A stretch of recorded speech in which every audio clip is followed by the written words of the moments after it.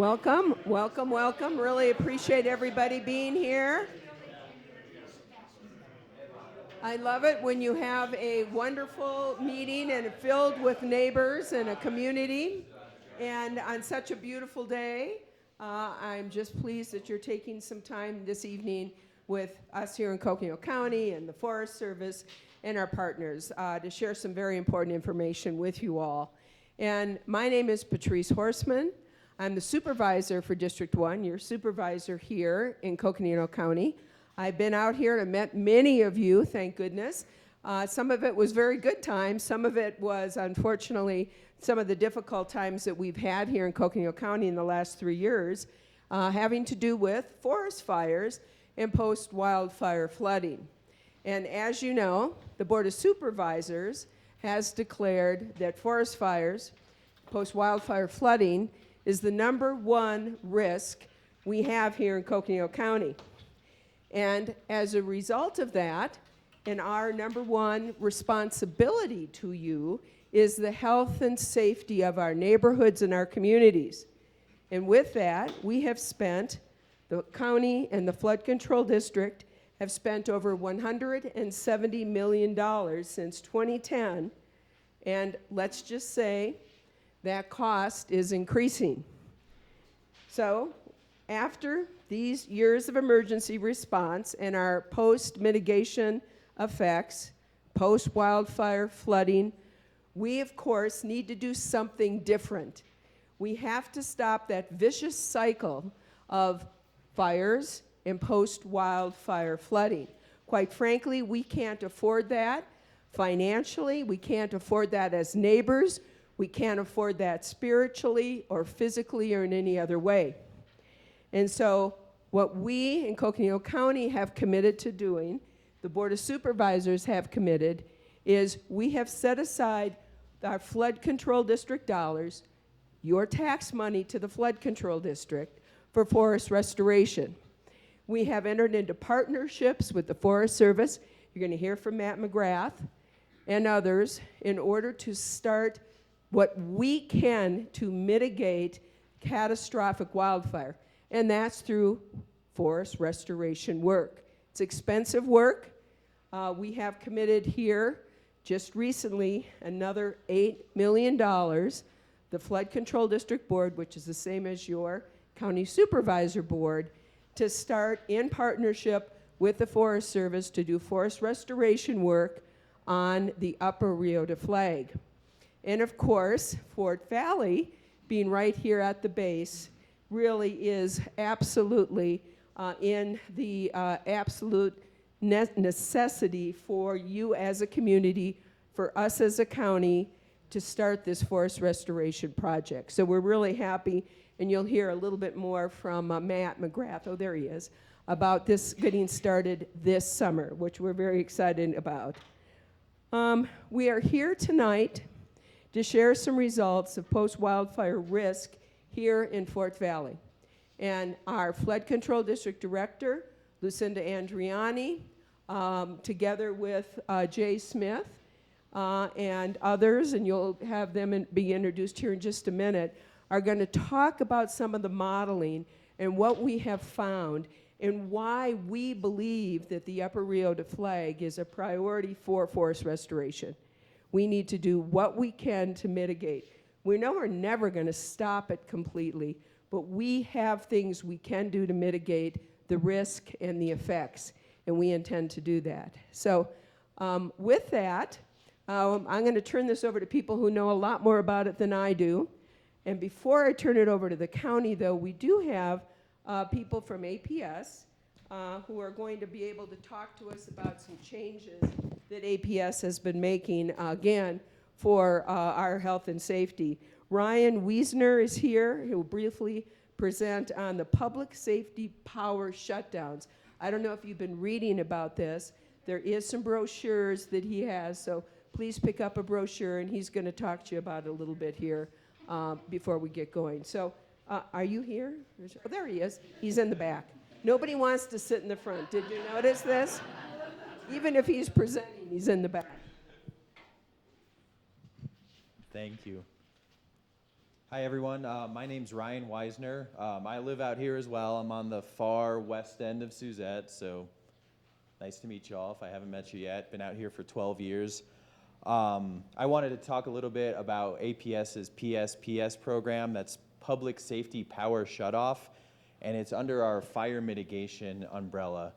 And the purpose of this program is it's preventative. So the idea behind the program is that we have fire mitigation specialists and meteorologists on staff at APS who continuously monitor the weather, and that's what they'll use to decide to call one of these power shutoff events. Some of the key factors that they'll be looking at are wind and then the relative humidity to get an idea of how dangerous the fire risk is. We've done modeling to try and give folks an idea, and ourselves an idea, of what this could look like. Now, it's hard to use historical, weather patterns to predict the future, but that's all we can do. And what we saw was over the course of the last 5 years, we would have called 4 events, so less than 1 a year, with an average duration of 20 hours. These lines that we're doing this on have strategically been chosen for areas like Fort Valley that are in high-risk areas. Much like predicting the weather, we're hoping that we'll be able to predict these events coming up. And as it gets closer to the day, that prediction will get more and more accurate, but we're expecting to be able to have a very solid 3-day notice.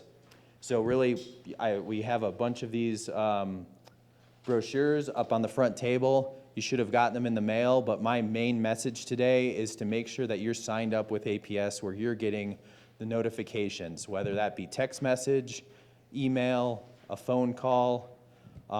Stay in the know. You can always go to aps.com. The most up-to-date information will be on the outage map, and that will give you information as to what we're seeing and what we're expecting on a potential PSPS event. Yes.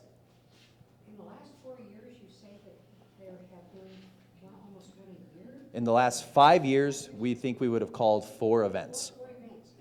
Can you give us an example? Those of us that live out here, was it high winds? It's a combination of high wind and dry. High winds and dry. Yeah, so the most likely time of the year, is fire season, obviously. It's something that we monitor year round, and theoretically we could have an event anytime throughout the course of the year, but you're looking at that fire season, that, early summer before the monsoons start hitting and get that dew point. Cause a line to go down and dryness will spike. A line to go down, a tree to go down, something like that. Yeah, yep. Yes, sir. This is, in some sense, different from when you have a power failure and it takes a little while to get turned back on because you guys sort of want to run the line, as it were, and make sure things are clean. Yes, sir. So with this, same situation with this is we will run the line out before we turn it back on. So we've got the lines that fall under PSPS have already been decided upon. For example, the device that will turn this line off is just past the gas station before Hidden Hollow. If you look up at the pole, you'll see a device hanging up there. That's where the power will be shut off. And we've got it factored into that 20-hour estimate, the time frame that it will take us to patrol the line. Patrolling the line is not going to be, will not be one guy in a truck. We've got all sorts of plans on how to do it. We've got it down to a maximum of 2 hours where we'll have guys staged and all that stuff. But what you need to keep in mind is it's all based on what the weather does. So if you know what the weather's going to do, let us know, and then we'll be able to give you an extremely, extremely accurate time. But we had one right there. So how does home solar system backfeed affect this? So when the power goes out, if your solar system is set up to backfeed your house with APS off, then it will continue to work, and I would encourage you to keep it on and use it. I was thinking more in terms of our excess power going back into the line. That will not happen. Yeah. Yep. What is the wind speed and humidity that you use as your margins? So our fire mitigation folks haven't published that. They're not giving exact numbers because it's on a case-by-case basis.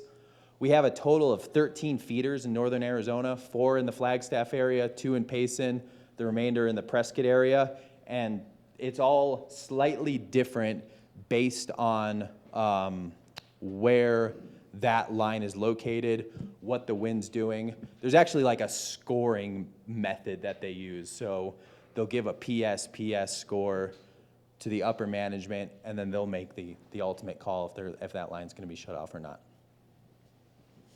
So the reason for concern in our neighborhood is partly a function of the fact that we're at dead end on power line. Yes, sir. And that's causing us problems in the wintertime when we have a storm causing a power outage too. Correct. Is there any thought being given to loop us back around to Belmont or? Yeah, there has been. There's nothing that I'm aware of in the works that's, a set plan, but that's always looked at. You're exactly right. Being a dead end is challenging versus being in a loop, absolutely. And when you shut off our power, there's no reason for us to not use our generators. No, there's not. Nope. I mean, you want to obviously be safe. There's going to be high winds. What the ground's going to be dry. If you have an interconnection, make sure you're doing it right and that you're not backfeeding the grid, all that kind of stuff. But yeah, absolutely. Yes, ma'am. Do you have anything set up that would be giving us any kind of notice once you make that decision? Yes, absolutely. So she was asking about notice. We're like I was saying, it's based on predicting the weather. So it's a lot like seeing a snowstorm coming up. We're going to start sending out messaging 3 days in advance with our best guess as to what we're seeing the weather doing. That's going to change as it gets closer and closer. It'll become a more accurate prediction. But with APS, you can get set up phone calls, text messages, emails, whichever you'd like. Or It's go, not on that regular emergency thing that comes through the county grid. we're working with the county. I don't 100% know what that's going to look like. I don't think that's squared away yet. Yes, but Very likely will, yeah. right. But I would encourage you, get used to the outage map on aps.com. Get signed up to get to the notifications in whichever manner you prefer. Yep. Yes, sir. So what brought about the PSP as we were shutting it off? Is it all due? And I listened to your comment at Summit Fire Department where you did the presentation last night. It was really good. And Better in this one, I'm sure. no, hey, it was really good. Well, she helped you out a lot, the gal that was with you. Yeah, so Janet lives in the neighborhood too. I know. Okay. But anyway, you guys brought it up. This has really come about because of the litigation in California and all the Sure. utilities over there. Sure. And APS doesn't want to go under, so they're taking a proactive effect from starting to have that litigation coming against you, correct? Sure. I mean, that's kind of the Yeah, whole- I think that's fair. We do pride ourselves, though, on watching what they did, taking lessons learned from them, and I will say that I think we're taking a much more strategic approach than a wide sweep. We're not taking out all of Flagstaff. It's very small, isolated areas that make sense based on what the fire mitigation folks and meteorologists are telling us. Right, and then, well, just to continue, one more. Yeah, of course. Because we've been out here 40 years, going back and forth on Whitty. We've seen big wind events, dry, everything. Sure. And nothing ever really came of that, but now I know the world's changing and everything. But Sure. you guys did a great job clearing out, tree mitigation, everything else on the lines and all that. Did we really need to go to the PSPS automatically when it's been 40 years and there's hardly ever been any blowdown on this feeder line coming out? Yeah, no, I think this is kind of more me talking. I think that the forest is changing. I think it's different now than it was 40 years ago, and I think the world's changing. Oh, yeah, I totally get that. We're being as surgical and as strategic as possible, and I hope that our customers understand that. Sorry, thank you. In the back there. Did you guys take into account that for some of us, no power also means no water? Yep, Like, absolutely. probably for quite a few of Absolutely. us? Oh, absolutely. Yeah, Because it's a little different than like in town, right? Where I you can lose agree. power but still flush your toilet. I agree. Well, and in town, it's no joke either. I mean, these lines that we're talking about, not so much Eldon line, but there's lines on the other side of Flagstaff that do affect the city's water, and they're having to take into different backup generation things to keep it, to keep the water flowing. But I agree with you, it's a concern, it's a risk-reward thing. I'm sure you understand the risk, and we're trying to mitigate it as best that we can. And it is gonna be an inconvenience, I agree. Sir? So the line goes from here to Snowball, is that part of this whole? Yes, thing? sir, yep. Same feed, so Snowball. Okay. Is a proud supporter. Yes, ma'am. Kudos to you for winter before last, when we made it through 148 inches of snow, and we did not lose any Thank you. electricity. I want you to know, thank you, thank you. You're very welcome. Thank you. Thank you. Well, One last question. yeah. Sorry, you mentioned 20 hours, so is that the maximum, or is that, if it goes out, it's going to be 20 hours? That number is based on looking at historical weather patterns. So it's our best guess based on looking at historical weather. Is there going to be a storm where it's only going to be out not a storm, an event would be the right word, an event where it's only going to be 8 hours? Very possible. Is there going to be a storm where it could be 26 hours? Maybe. It's Okay. all based on the weather. Okay, so that will fluctuate, that's not a Yep. given number? No, it's not. Yes, All right. absolutely will fluctuate based on weather. Will you be able to be here afterwards if people have questions? Yes, I will be hanging out. Yep. That'd be great, 'cause Yeah. I know we have a big night ahead. Nope, no problem. So- I'll get off. Thank you, everyone. Appreciate it. And APS, needless to say, has been a big partner with the Coconino County, and especially during our emergency response and some of our fires here in the last tunnel and pipeline. So we really appreciate the partnership, the communication, and we will look to get that on the RAVE system. I think that's a great idea. We should definitely do that. And before we go forward, I am remiss, I should have done this first. We need to thank Rob Lind and the Snow Bowl for the use of their new facilities. Yeah.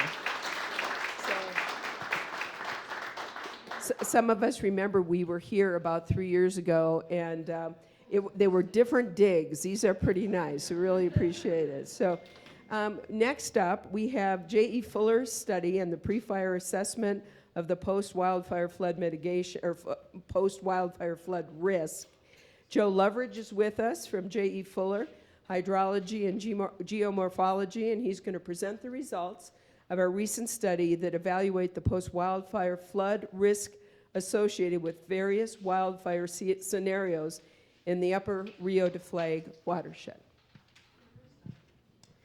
All right, good evening, everybody. Like Patrice said, my name is Joe Loveridge. I grew up in Flag here, and I've spent my whole life up on this mountain doing various things. And so as I approach a study like this, in which you're looking at kind of large-scale fires and you're looking at the downstream flood risk, it's personal to me when we look at this stuff. And so what I'm going to get into today is kind of, I mean, if we think back in history in Coconino County to 2010, this is the inflection point in how in the risk that we have in our community, right? With the Schultz fire happening, and then we had the museum, then we had the pipeline. And so what we're trying to do is take what we've learned from these events that have happened and extrapolate them into the future to say, okay,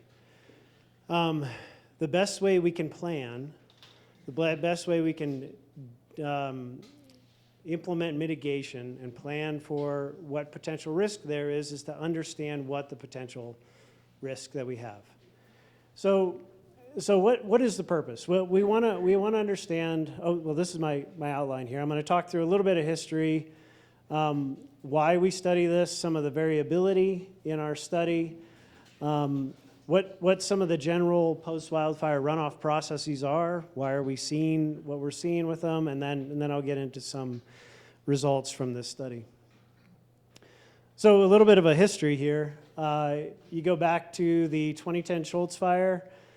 This gives our list of fires here, lightning caused and human caused, major fires within Coconino County. So there's been a number of them.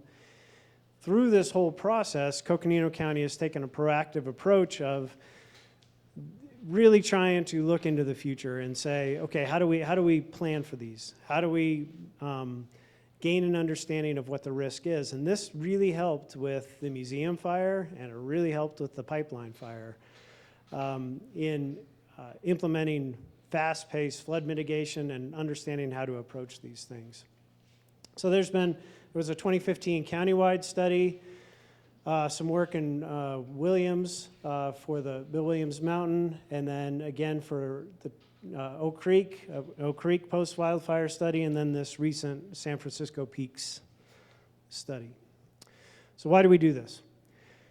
We want to understand the risk, and we want to be able to make informed decisions for mitigation, and to be able to have a good backing so that if an event does happen, you have all the data set, you're ready to go with a quick understanding of what the potential flood risk and debris flow risk is coming from that event. And so timing plays a really big role in this, because it's usually not very long between the start of the fire and monsoons, right? So within a study like this, there's a lot of variability. If you have just a fire event in itself, there's already a lot of variability built into that with the natural, with how the weather has been. So is the watershed very dry? Is it saturated? What was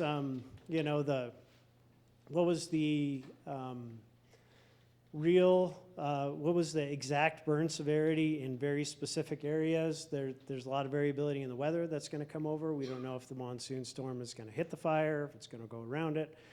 There's a lot of variability that's built into that. When you start looking at a pre-fire study and saying what's going to happen before a fire even happens, well, then we have an additional layer built in of the actual perimeter of that fire, how hot it burns, and so on and so forth. So this picture right here, for those of you who haven't been up Weatherford Canyon, it's a very interesting hike these days. This is just one of the cuts coming out of Weatherford Canyon.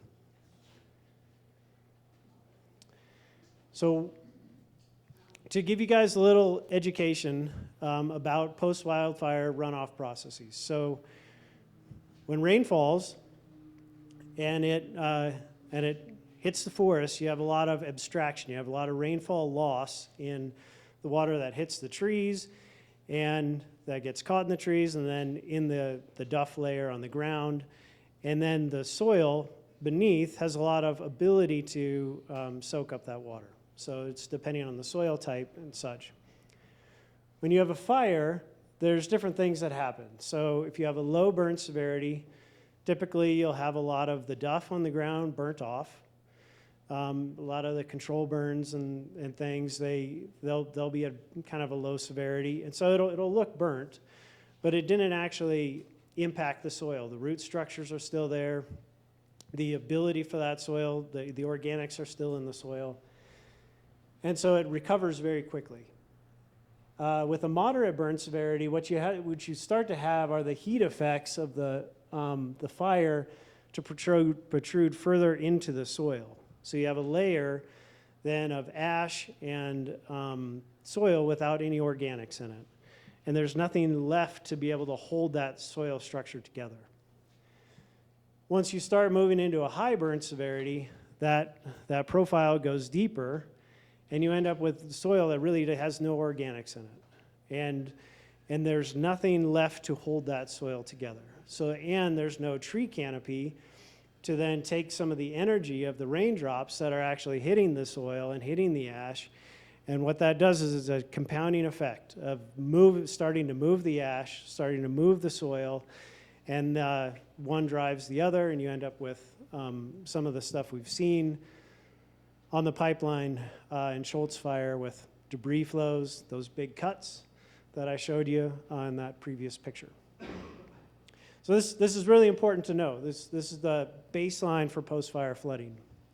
So like I was talking about, when you have rainfall that comes down and it hits the ground, that rainfall splashes. So that plays a big effect of the energy of the rain hitting the soil. Along with that, when you have the soil that's been heated, you have water repellency. You can get water repellency also with very, very dry soil. You'll see that. But when you have a fire, you'll put droplets on it and it'll beat up like that. And so it doesn't infiltrate, it just begins to run off down the slope. So with this, a lot of stuff going on in this picture, forgive me for that, but you start with, you have a loss of plant canopy, you have your soil water repellency and lowered infiltration from the fire. So you have less interception, less transpiration, less roughness, it's more smooth for the water to flow across the ground, decrease in infiltration, so you have more water than that flows across the ground. The soil seals, and you have a loss of organic matter, and what this is, increase in runoff and increases in soil erosion. All this plays into what happens downstream. Now, something we've learned over the years is through the significant work that Coconino County has done since the Schultz fire, there was the Schultz burn scar is the most dense rain gauge network like in the state. It surpasses everything by quite a ways. That's been great because from that data we've been able to see how storms have passed, what the typical storms that have caused flood events, what their rainfall depths and durations have been, how spatially varied the storms are, and this has really helped inform how we approach a study like this, because we don't want to just apply an engineering design storm that you would typically do for design. We want to apply something very strategic to what we think is going to happen that monsoon season. And this has played a really big role. So what you start to see is that rainfall is, our base design storm is 2 inches in 45 minutes. It's about a 25 to 50 year event probability. It's about 4%. And we see that fairly often, more than once every 25 years. And so it's been a really good baseline for understanding flood risk downstream. This just shows on a few points on different years at various gauges across the Schultz fire how we've gotten many events that have hit that threshold, and so it provides some good scientific backing for what we're doing. Also, and I'm saying all this just to kind of give you a background before we jump into the study. What happens when it rains is it sets in motion a lot of data that is captured. So all the rainfall is captured. Most of the streams are gauged that are coming off the fire. There's a network of game cameras that we have, and basically after every storm event we track what happened, what was the rain like, what was the flood inundation like, how does it match our modeling, why doesn't it match our modeling? If it doesn't, is it because the watershed was saturated, was it dry, was there more debris than not? And so it really helps us calibrate these things to say, okay, we got that one right. This one was a little bit off, but that was the first flush of the watershed, and the watershed was saturated also. So there's different things that we can then learn and apply. This is the same thing. This is a flood event from government tanks coming out of Weatherford Canyon down towards Timberline. And so this is the actual inundation limits, and this is our flood modeling. So this group of trees right here is this group of trees right here, and there's some variability based on how the channels eroded during the flood event, but it ended up being very close to what was modeled. So what this is showing is that this pre-fire modeling can provide a good assessment of what could potentially happen. Couple anecdotal pieces. What we've seen from the modeling and what we've experienced is that on a lot of these watersheds, such as the one coming into the Hotshot Ranch here, you end up with a very complacent watershed turning into a very responsive watershed. And so on Schultz Creek, this is a good one too, and Government Tank, we're seeing like 26 times to 31 times the amount of water coming out of that watershed than you had before the fire. And so a lot of these, you'll get a 2-inch event up on the mountain and you won't see any water in it until a fire. I'm sorry, yeah, Government Tank is as you go through Doney Park on 89 and right when you come into the meadow in Timberline. Yep. That is, yeah, if you think Weatherford Canyon is interesting because it comes south to Schultz Pass and then it wraps east and it goes down basically paralleling Schultz Pass Road out to Timberline. Okay, so all that gears us up for this. The purpose of our study is really to model what the burn severity could be based on the existing vegetation types, quantify the possible flood risk in the Rio de Flag, and then use that data, feed that data back to people who are planning mitigation, which in this case includes forest restoration. This shows an overall picture of the area we're looking at. You know, we're right here, right now. Here's Snowball Road. You see the wilderness area is this hatched area in green. This is the old LaRue fire scar here. This is a history of fires in the watershed. So you're going back to the 40s and 50s, you have a couple of burn scars, and then you come up to the late 90s where we had the LaRue up there. And that's where you can still see some of the fingers from that. So from 2010 to 22, these haven't impacted the Rio de Flag watershed all that much, but it shows kind of a different story across the whole peaks. And the 2019 museum fire, the 2022 pipeline fire, that completely covers the Schultz fire. And so it gives a little perspective of where we're, the unburned portion of the mountain that we're interested in. Also, just, you know, the flood risk is not unknown in these areas. I mean, you guys saw it in the, what was it last year with all the snowmelt runoff that was coming off of the south side. You know, there's a big flood risk that exists in the meadow. And that's shown approximately with some of the existing FEMA floodplains. So, burn severity. What this is we do a model based on the existing vegetation types. And so this takes into account, you know, whether you're in mixed conifer, aspen, ponderosa pine, like the density of all the dead and down that's on the ground, kind of the most up-to-date Forest Service vegetation values that they have. And what we do is we put in a weather pattern that mimics one of our high wind events, probably same kind of one that would shut down the power, and that drove the pipeline fire and that drove the Schultz fire. And we come up with a burn severity map. So this classifies the green as low burn severity, the yellow is moderate, and the red is high. So you see this pattern. And what we've done with this is we've made sure this pattern matches what we've seen in burn severity across the rest of the mountain. So we don't want to be overestimating what it is, but we don't want to underestimate it either.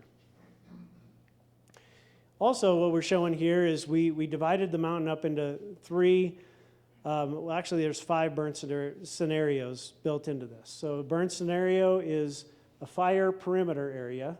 So this is everything up above Fort Valley, all the Rio de Flag headwaters. Burn scenario 2 is everything that feeds in down towards Hidden Hollow and into the upper part of Cheshire.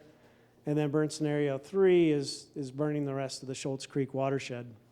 We did some others where we look at the whole area combined, and we also looked at if just the wilderness area burns, what that leads to downstream. Just what I said here, burn scenario 1, 2, and 3. Here we are in Fort Valley. Some of the areas of these fires is pretty interesting. So if we look at burn scenario 1, you look up at the mountain and go, oh, could that happen? Well, that's only 10,000 acres. That has happened a number of times on the mountain. So we know that these are not unreasonable fire sizes. I'm going to get into the results of this, but what we're seeing is basically a quick point is the amount of flow that's coming through this point right here off the watershed that drains down through the Hotshot Ranch.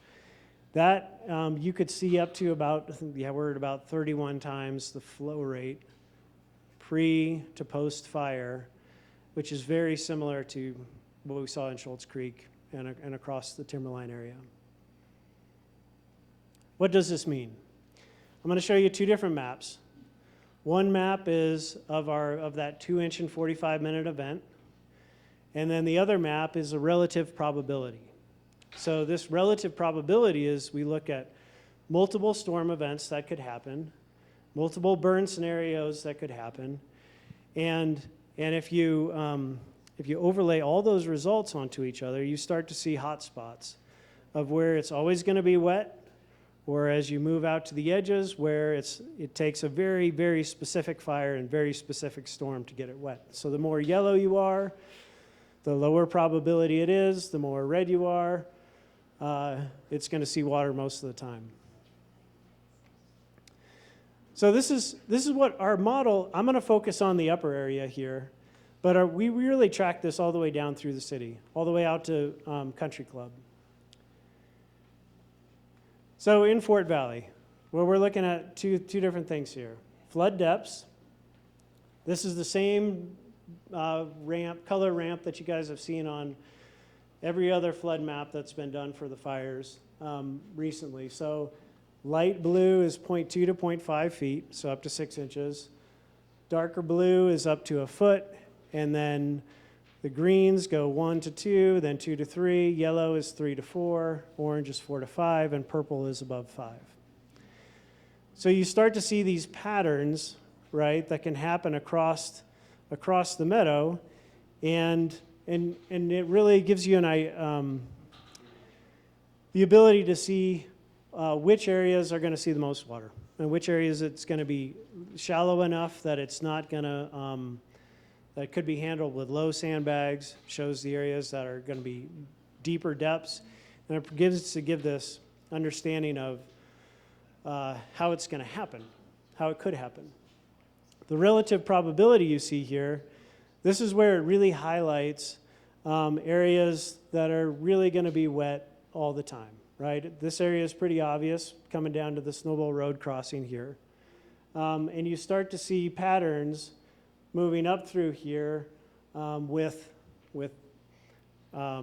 a high probability of having water in multiple events. All these exhibits are high-res PDFs that you guys can look at that are on the Coconino County website. A challenge with Fort Valley is that it's a very low slope. Right? So water that is coming off the mountain, as water is moving fast, it has a high capacity to carry sediment and to carry debris. When the water slows down, it doesn't have that capacity anymore. And so that's a big challenge in here because the velocities are generally quite low, but the depths can be high. And so that's this is a good reason to begin to take note of the condition of the watershed and to keep a fire out of the area. I'm only going to take you downstream one more. This is Cheshire, and you can kind of see the same pattern. So Cheshire, this is the Rio de Flag cutting through here, and you can see that fanning out of probability. So the main Rio de Flag and the main streams have the higher probability, and it steps out from there. So further you are away from the channel, the lower risk you have. So study-wide, this is going all the way down through the city, not just specific to Fort Valley. But scenario 4 is burning the whole modeled area. So you could have a very high impact to properties, right? There's a high probability that lots of places could be damaged pretty severely with the flooding. Same thing in the Fort Valley area. What area does that include? That goes all the way down to Country Club. Yep. And so, oh, sorry. Oh, man, I'm going the wrong way. So what this sets us up for, it's not to just cause fear, but what it does is it allows us to take a deep breath, understand that there is a risk, and not stick our head in the sand, and to figure out ways to then approach mitigation before that happens and try to keep that from happening. That's the whole idea behind this. And so with that, I will turn it over to Matt McGrath. I'll take some questions first. Yes. Have the most recent models deviated significantly from the ones you presented a year or 2 years ago For this stuff? for our neighborhood? No, Okay. no. Yeah, first of all, thank you. And I'm the assistant fire chief in Sedona. My name is Jason. But when you guys did the stuff post-fire on the slide, it was really helpful. And it was a good reminder about when we can control burn severity, how it has a positive impact on the runoff. Yep. You know, as we talk about the treatments, and I'm sure that's what Matt's going to talk about, we remove soil. Look at some of the studies that I read. Removing the vegetation increases runoff. It can increase runoff. Mm-hmm. And then the historic stuff about the Basque sheep herders, all the springs that used to be up on here.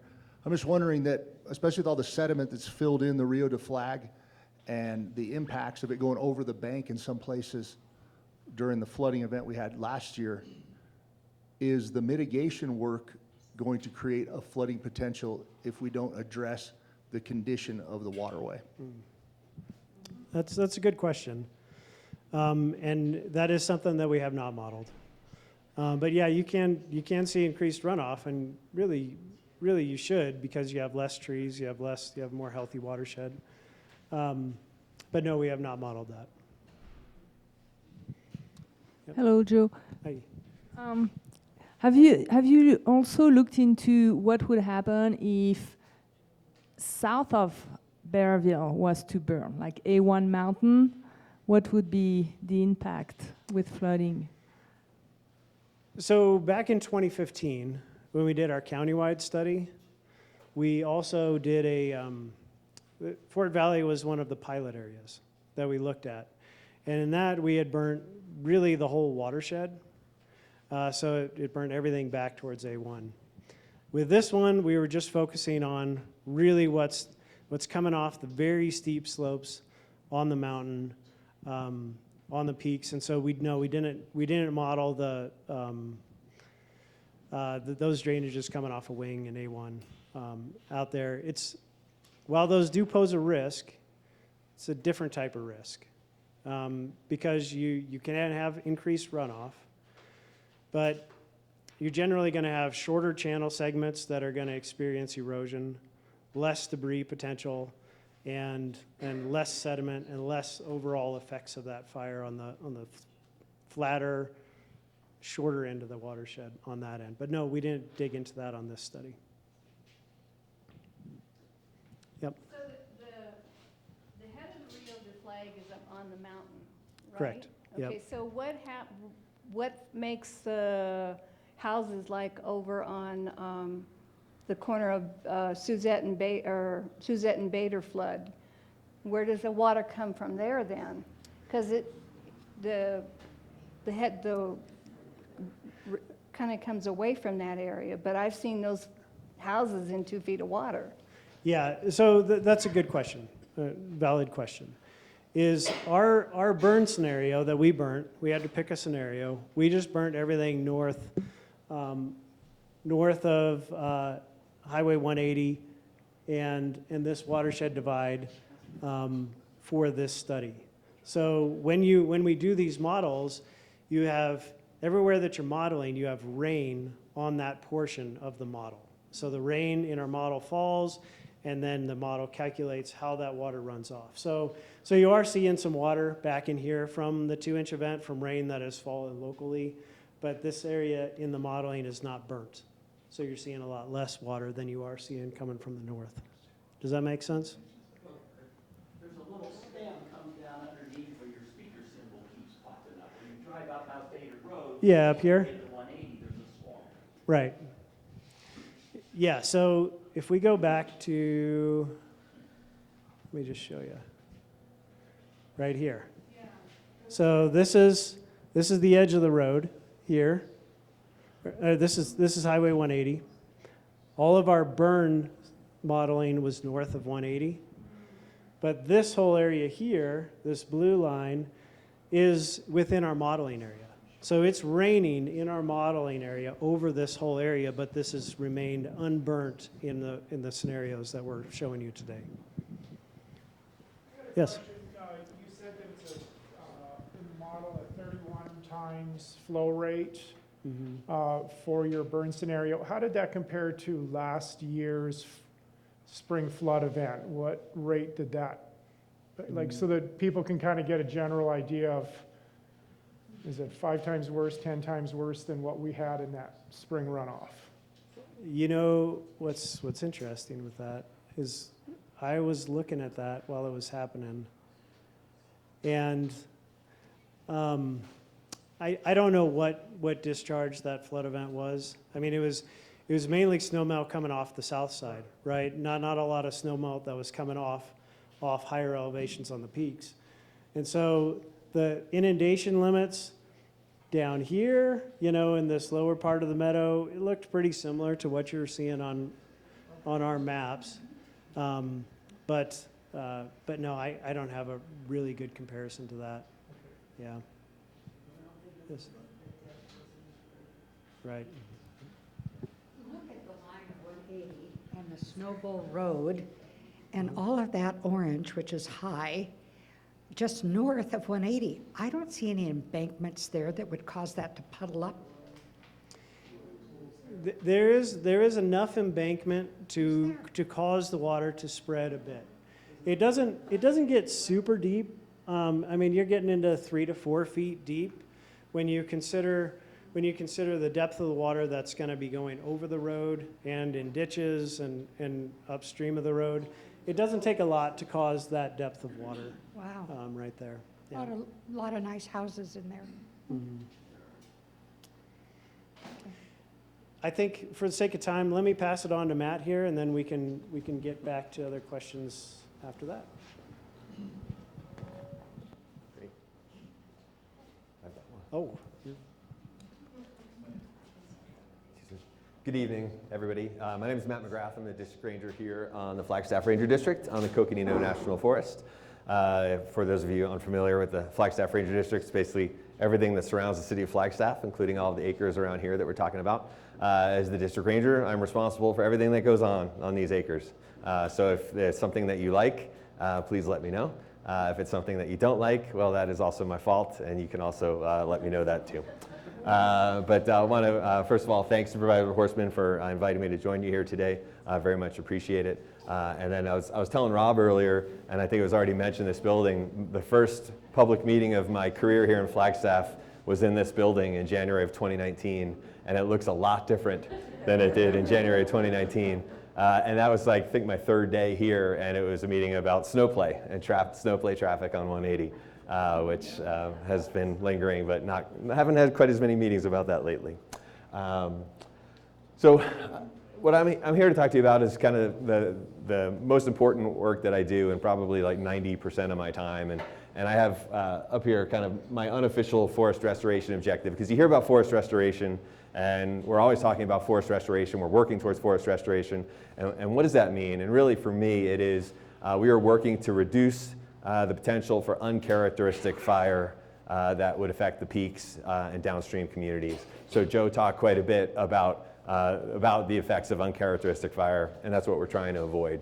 I think everybody who lives here knows northern Arizona was built to burn in various forms in the Ponderosa Pine Country every 3, 5, 7 years. When we get up onto the peaks, fortunately, more infrequent fire interval up there. But because of the way we have managed, or maybe I will say mismanaged land over the last 100 years, including trying to eliminate fire from the ecosystem, we have such incredible fuel loading, not only here in the Ponderosa Pine Country, but also up in the San Francisco Peak. So we're working really closely with our partners, Coconino County and the City of Flagstaff, to work on that.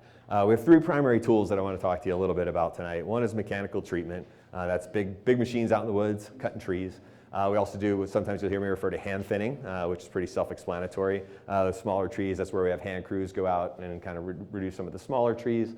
And then we also have prescribed fire. Prescribed fire is generally something we do after mechanical treatment. We try to go in, reduce the amount of fuels in there, then try to recreate the natural role of fire, mimic the natural role of fire by either introducing it, or if we have natural ignitions, lightning strikes, maybe not suppressing them at half an acre like we could, but instead letting them work their way across the landscape as much as we can. That is, of course, a little challenging when you have a city of 100,000 people right in the area, so we pick and choose our places there. And then also, of course, there is the people management piece, or what I sometimes refer to as the knucklehead factor.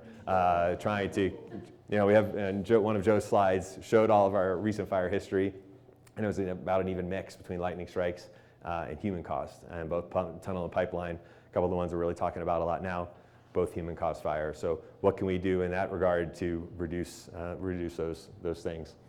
This is the time when I always sort of apologize. The Flagstaff Ranger District is kind of oriented north-south.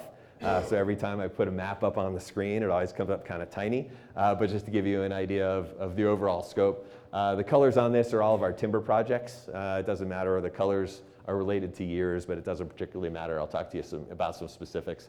But just to give you an idea that we're pretty much working all around Flagstaff, south of town, southwest of town, and over here on the west side of the peaks in particular. Zooming in a little bit to give you some context, this is the southern part of the district. Threw some labels on there just to give you an idea. That's the 17 running from Flagstaff down to Munns Park. And a lot of the work that we've been doing over the last couple of years, coming out of Mountain Air is what we call the 700 road, kind of goes down towards Mormon Lake. We're doing a lot of work down there if you get out into that country. If you were traveling from here to Phoenix over the winter, on a certain winter day, you may have seen large piles burning on the side of the freeway. That's some of the work that we were doing down there, and kind of those traditional timber sales where the trees are cut and those slash piles are left behind. Then we come in later to reduce the fuels by burning those piles in areas where it makes sense and is a little bit safer. But that's kind of one of the primary areas we've been working. Does this work? Oh, perfect. Oh, it worked for a second and then I lost it. Oh, it doesn't point at the TV. Okay, I'll do my Vanna thing. But kind of as you're up closer to Flagstaff, that yellow patch, Southside Airport, working there right now. As I'm sure you know, our general prevailing wind is out of the southwest. And you saw on some of Joe's slides, almost all of our fires, I can't say all, almost all of our fires start a little point and then spread out as they go to the northeast. And so working right there right now. The Green Section Schoolhouse right north of Mountain Air we did a few years ago, and we were out there last week doing prescribed fire for 3 days, Thursday, rather smoky day here in town, but treated about 3,000 acres, reduced the fuels on about 3,000 acres there, adjacent to Mountain Air, I-17, the airport, and Lake Mary Road, which is a little bit complex to pull off. So I do apologize that we had a smokier day Thursday than we would have liked, but these things are really hard to do.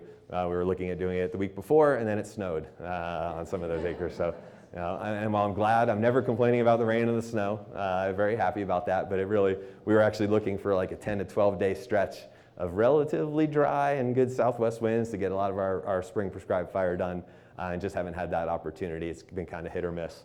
but we'll be getting back and talk a little bit more about some of the stuff we've been doing here along 180 in a little bit. Then also over on the west side of town, some kind of next couple of years, we'll be looking at some more projects there. And when I say a couple of years, that's because we're working on some other things right now that I'll talk about, and we can't do everything all at once. Getting here more local, where we are, and obviously, you know, kind of where we are right there in the middle. But this is the northern part of the district and the west side of the peaks primarily.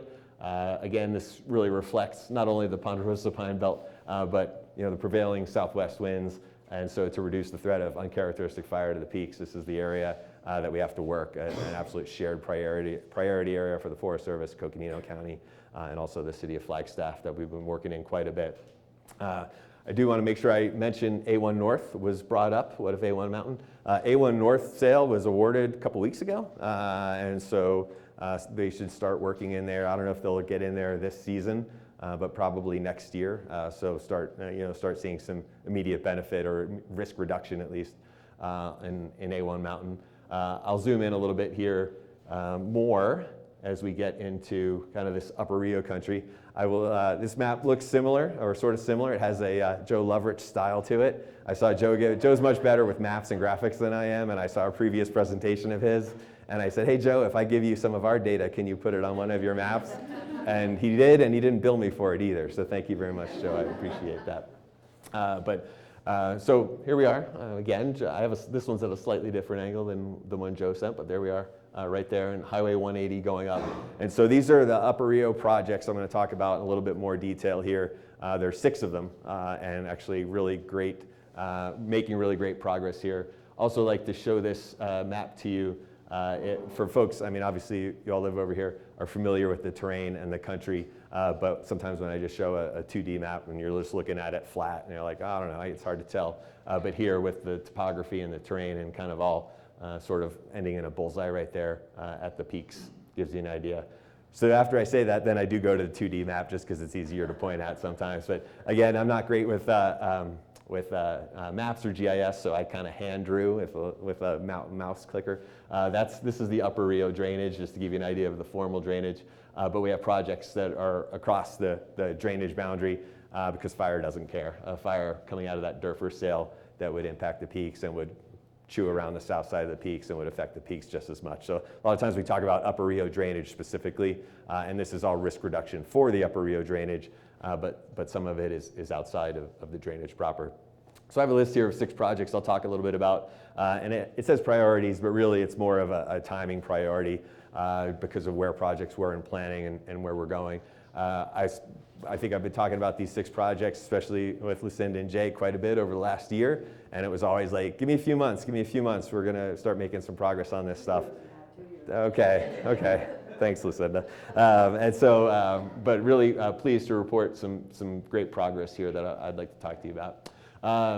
So we're right down here. And remember, all of our fires are heading that way. And Joe showed the great map of where they did the fire modeling of, green was, we anticipate low severity fire, yellow, I think, was moderate severity, and red was high severity.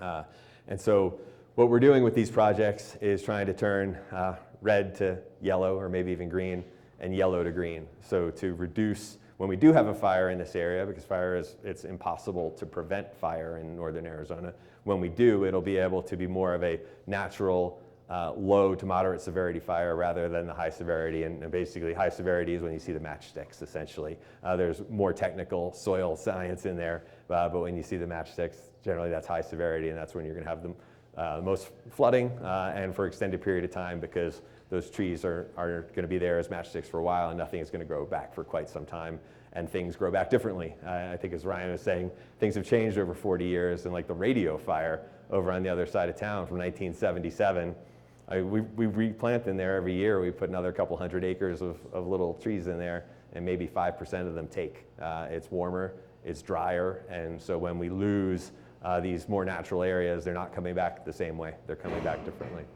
So this green patch here is Wing East, and it is one of the biggest priorities for me because Joe, a lot of the red is up here in the peaks, but The greatest risk to the peaks is a fire starting down in the lower country along Highway 180 or you know, south below Snowbowl. When we have, and folks here, I've been here 6 years, folks here have been here a lot longer than me, but generally when we have lightning strikes on the side of the peaks, they usually, at least in my 6 years and based on the history I know, they usually come with enough precipitation that we don't really get dry lightning strikes move across the peaks. Maybe we used to, but I haven't seen those, and any time we've had them in the last 6 years that I've been here, any strikes that have been in there, there's been enough precipitation or moisture that they're relatively less risk. When you get lightning strikes, or again, the knucklehead factor down in the lower country, if where fire starts there, both tunnel and pipeline, you know, 45-mile-an-hour winds. I don't like to be too doom and gloom, but if a fire starts and the wind's 45 miles an hour, having the power be out is the least of our problems. There's nothing, almost nothing that can be done about it. Generally, aviation can't fly. If aviation can fly and it drops retardant that looks pretty, it just blows off into nowhere and it doesn't hit the ground. And then also our fire folks can't get in the way of, I mean, think of driving 45 miles an hour, right? And as fire is moving 5, 6, 7 miles an hour, it's faster than people can run. So really nothing we can do in those areas. So looking to reduce the risk there. But getting back into the projects, the Swing East was awarded to Perkins Timber about 2 months ago. They started doing road work in there last week. And I don't know if they started actual cutting today, but they were supposed to start this week. So I'm not sure if they actually started or not. You'll see them mostly along, they're going to start along Highway 180 and then work their way in. But they have to do, so that's about 2,500 acres. They must complete 35% of it in year 1. So it's not, sometimes in some traditional timber sales, they have 5 years to do it and they can get the sale and they can just sit on it for 4 years. We've been very clear with people that that's not an option in this area because of the priority. So they'll be in there. You'll see a lot of trees coming off the forest there, and they'll have 3 years to complete that. So really it'll be about 90% done.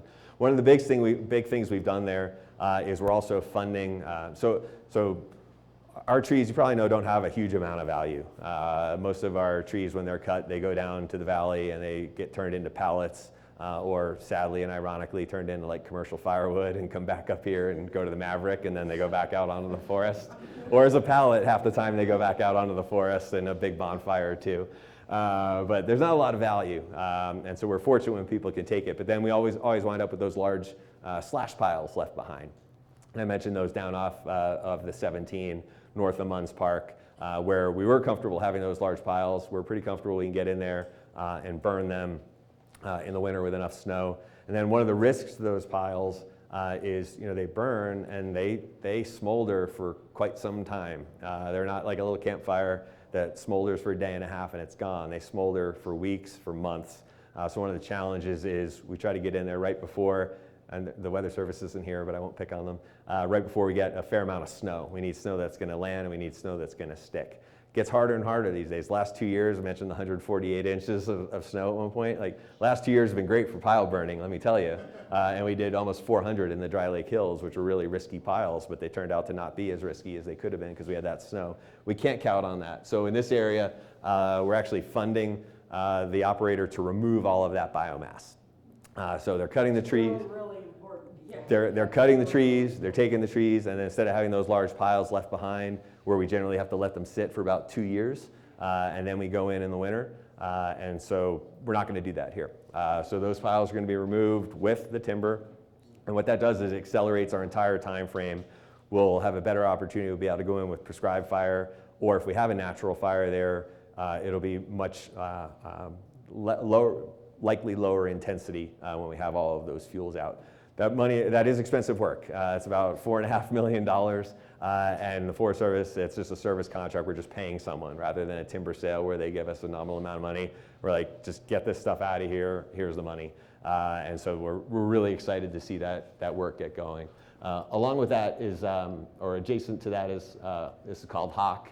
And you see Little Wing are these 3 little patches here. I will say Hawk and Durfer, it used to be one project, Hawk Durfer, and then it got split up, and so we just split the name. So if you're wondering, like, why is there a Hawk and a Durfer? That's why, it's just we just split it up. But Hawk and Little Wing, we're working on that with our partners, the Nature Conservancy, and they did the work in Chimney Springs a couple of years ago, down on 180, that looks really, really good. working with them on that. They are looking to get started probably about in the next month. And that's similarly risky area. So we also wanted to remove all of that biomass. However, even the Forest Service doesn't have bottomless pockets. So the Forest Service is able to fund all of that timber removal, and then the Flood Control District is contributing, I'm sure Jay will talk more about this, to fund biomass removal. So those large piles will also be removed. So from Wing East, Hawk, and all of these three little wing sections there. And that work's gonna start in a month. And they are optimistic, maybe a little too optimistic, that they're gonna be able to get all that work done this calendar year. But they understand what a priority it is for us. So it's been a long time coming, and we've been working on it for quite some time. But by this time next year, there is going to be serious risk reduction, the threat of uncharacteristic fire on this side of the peaks, which we're really very excited about. Durford, large red one, and Wing West down here, those will be offered. Offered is basically we put them out for bid, somebody buys them or we pay somebody to do it in October.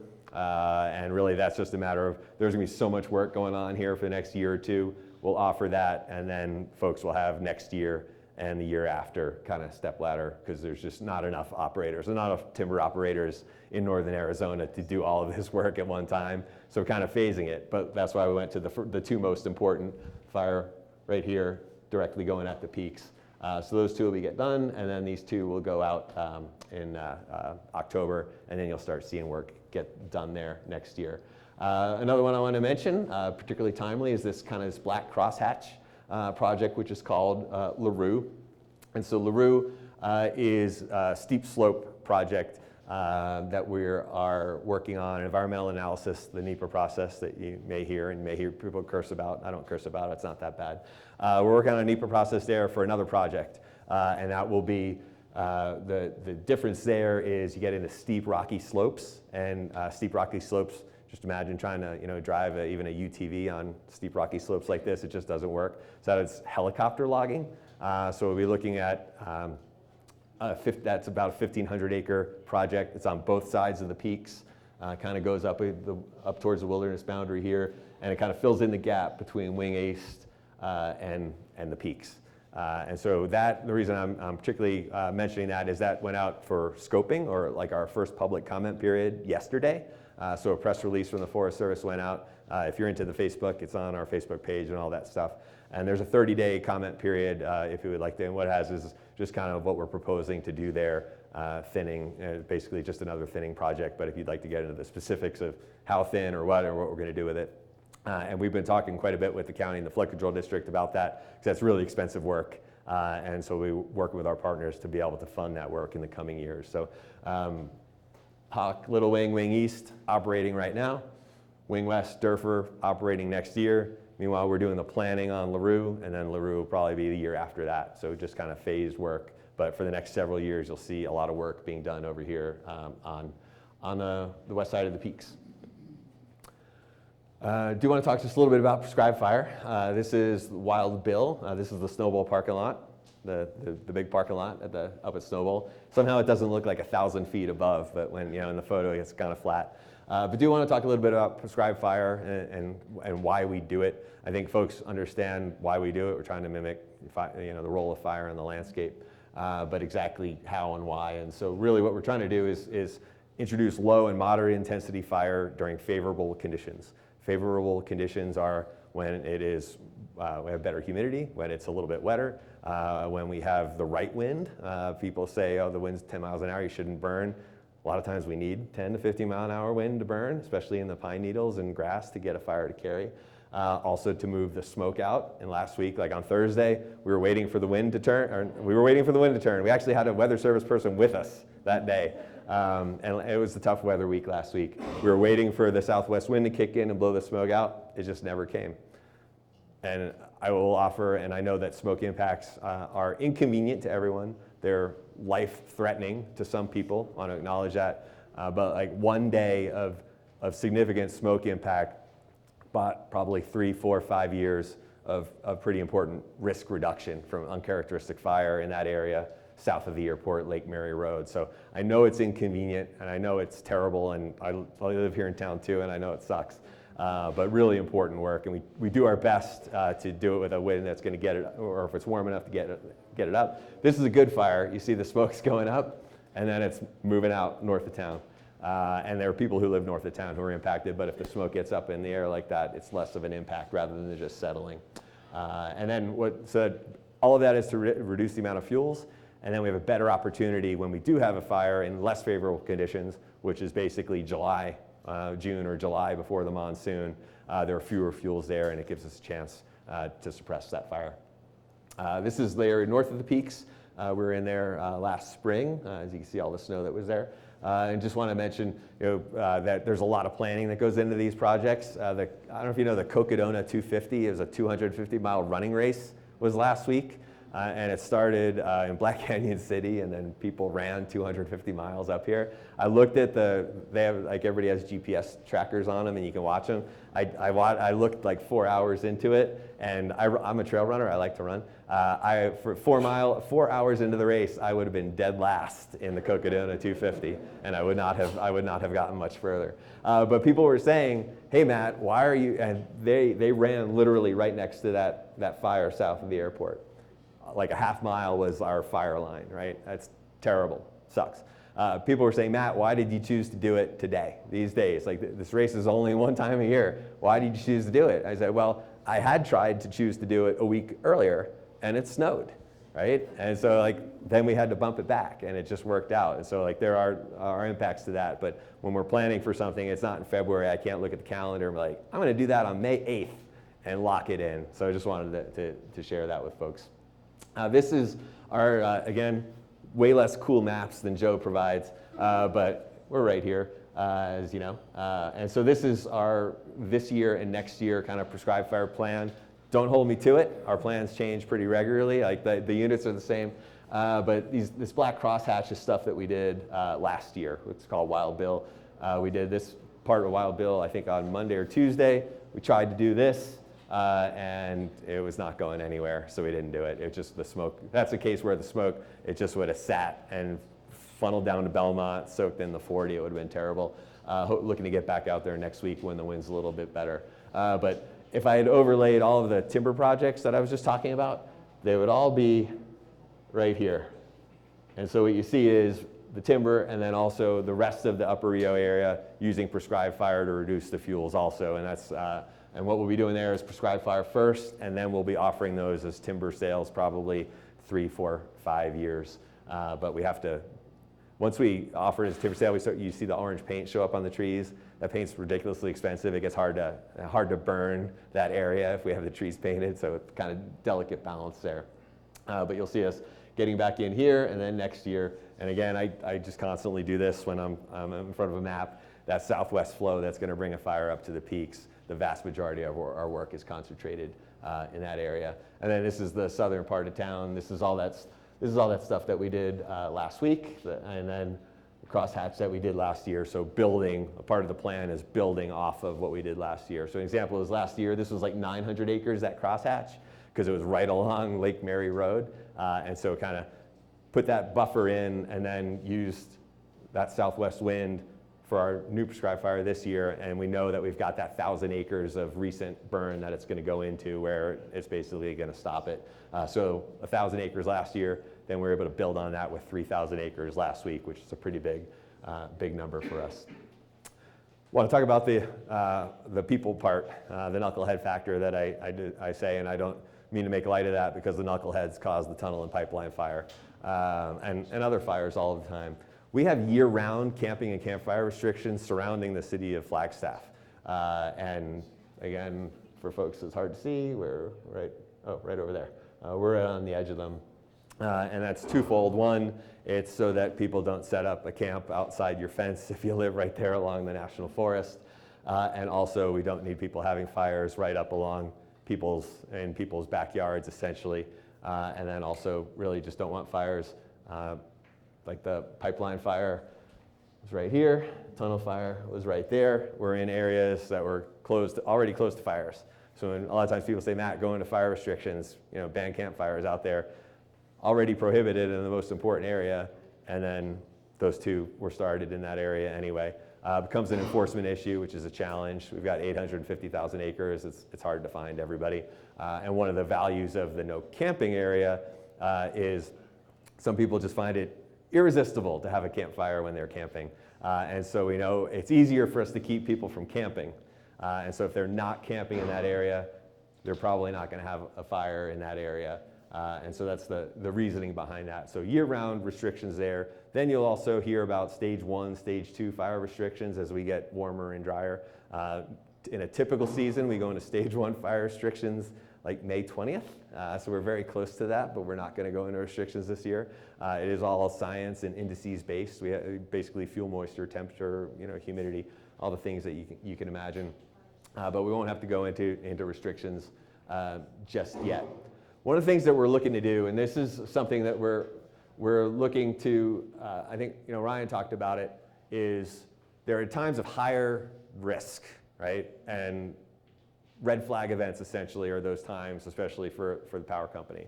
So what can we do during times of higher risk to reduce the potential for catastrophic fire? And so this is the area, well, again, constantly pointing to where we are. But basically the area surrounding the San Francisco peaks. When we go into stage 2 fire restrictions, which is no fires anywhere out on the forest or even in developed campgrounds or picnic areas, we're going to try something new. We're going to do this last year. That's why it says 2023 pilot project. If we went into stage 2 restrictions, we were going to do it last year, but we didn't because we had that great winter and kind of a wet spring. If and when we go into stage 2 restrictions, we're going to make the entire area around the peaks a non-motorized area for the duration of the stage 2 restrictions. Stage 2 restrictions are generally about 5 weeks a year. They usually start on June 5th and they go to the monsoon. For us, it's generally July 12th. Monsoon's about the 10th. Takes the machine, the bureaucratic machine, like a day or two to come out of restrictions. That's July 12th. So on a typical year, we'll do this for about 5 weeks. The reason for this, and in the interest of time, I pared down my presentation. We have really good data on where our human-caused fires are, and 90% of them are within 300 or 500 feet of a road, right? It's not a huge surprise, and I'm not blaming the cars. In some cases, the cars do start the fire if you park on dry grass, right? But only 10% of our human-caused fires are away from a road. And so by prohibiting motorized vehicles on these roads for that time of stage 2 restrictions, 90% of our human-caused fires should be reduced. I have all the trailhead icons on there. An exception is the road that we're here on, Snowball Road, for a couple reasons. There are a bunch of really great recreational activities up the top of Snowball Road. The gondola rides in the summer, weddings, all that kind of stuff. Also, Humphreys and Coconino trailheads, basically our most popular trailheads in the summer. And I know it's crazy, but there are like over the last 10 years, 4 human-caused fires up the saddle of Humphreys. Like people hike all the way up there and start a fire, which blows my mind. I don't understand it. So it's like there'll still people be out there. There will still be knuckleheads out there. There may still be human-caused fires, but the vast majority of them are going to close. Also, just to let you know, we're going to be doing the same thing on the 237 road between 89A and I-17 south of Coconino. That's Pump House Wash. That's another one of our real priority areas. A fire coming up out of Oak Creek, below the rim, into Pump House Wash. If we have 4 days of red flag in a row in New Mexico, when they had the bad fires last year, they had like 35 days of red flags in a row, which is really epically terrible. But a fire would just chew into Coconino, into all that work, the prescribed fire that we did a week ago, Southside Airport timber sale, but it would work its way into town. So looking at reducing those human-caused fires there.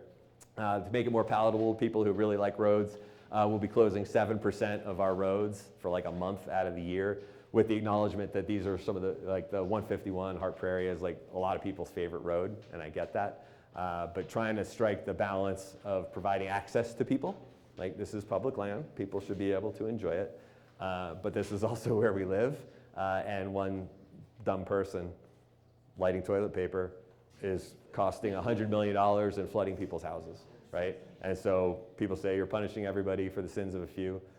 Yes, in this instance we are, because it's what we need to do. So what we like about this is if we don't need to do it, we won't do it. Last year, we didn't go into stage 2 restrictions. We didn't have really high fire danger. We didn't need to do it. But if we get into that state of heightened fire danger, this is what we'll be doing. So that's everything I wanted to share with you, the mechanical, prescribed fire, and the people part. Remarkably few questions so far, which is amazing considering the questions you all have had already. But I'm of course happy to take them now. I think there's a microphone going If around. you were to take a poll of those of us who actually live in the area out here, I think you would find a vast majority of us would prefer that you close the forest quicker rather than slower. Yep.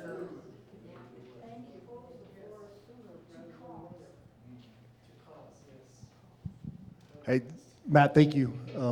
And thanks for all the work that, especially pushing up the timber sale timelines. Because I know that there's only so many, like you said, so many people here that do the work. And if you're going to keep them employed, you got to make sure that they have chunks of work to keep doing. You know, the motorized restrictions part of it, I hope that, because I know there's some nuance to when you guys go into restrictions. I mean, there's the data and then there's the conversation. That because this is more of an impact to people, it doesn't delay a decision that would have normally been made, you know, a week or two earlier, especially in that week or two of the year. Yep. Because that's going to be critical. That's a great point. And I'll say the other thing that factors in with stage 2 restrictions, it also prohibits any of our timber operations. And so stage 2 restrictions is a big deal. It always has been, and it will be. And so yeah, definitely there's going to be a bigger impact to that. But when it's time to do it, we'll do it. There were some other hands up. I don't want to lean in with my microphone. That might be awkward. So I've got two questions. Sure. One is hopefully simple, but every place I've seen cleared has about 100 more trees than you cut down, little ones, little fields of them. Yep. What are your plans for the future on that? So ideally what we will do there is we'll go through there, and in the right conditions, a prescribed fire will kill those trees. So the first time a prescribed fire goes through, it will kill them. Then the next time they'll dry up, wither, fall over. Then the next time they'll just burn up entirely. That's an idyllic version of it because we need to have the right amount of heat. And generally, like we're not trying to have prescribed fire burn too hot. Like we want them to go through low. The other thing we do is masticate those things. We're actually we're looking to buy a masticator right now. It's basically just giant lawnmower that'll chew them up and mulch them essentially. It'll just mulch them there, and that's really it. So that we call that regeneration or regen. And that's our goal is when we thin the forest, those will try to come in and then start to compete again. But those are historically would not happen because of the natural fire regime, right? So the ponderosa pine is adapted. So a fire goes through there, say every 5 years, it would take out most of those regeneration trees, and the adult trees would be fine, unscathed. So that's kind of the natural process that we're trying to mimic. Doesn't always work as easily as I just tried to describe it, and then we can go in and cut them. There are seas of regen. I mean, I've stood in them, just these fields of them up to here. I know. It's a challenge. Do you have plans, like we're going to do this area in 5 years, or, I mean, I'm just worried because it's going to be a lot worse than it is now before you thin. Then we also, instead of the mechanical, we do also hand thinning, which is generally smaller, younger trees in many cases. We actually out at Friedland Prairie, the Chimney Springs, North Chimney Springs area will be doing that. We just got funded for that last week. So we'll be having a contract going out for that area, about 400 acres along the road there. So we try to chip away at those whenever we can. Really the best tool is fire, as we can reintroduce fire in these areas. Okay. But otherwise, like focusing on the big, like those timber sales that we're looking at, where it's the most bang for the buck, reducing the risk across 2,500 acres by removing a lot of those trees. And then ideally we'll go through later and get the smaller ones. Okay. I'm going to be watching. Oh yeah. No, believe me, people think I'm weird. People who don't understand this area, they think I'm weird when I go around and I talk about how much I hate those little trees. Yeah. Yeah. Okay. People think I'm full of hate, and I'm like, no, I just don't want the peaks to burn. And then my other question has to do with, knuckleheads. Some of the fires, not just here, but other places, have been started because of the timber operators.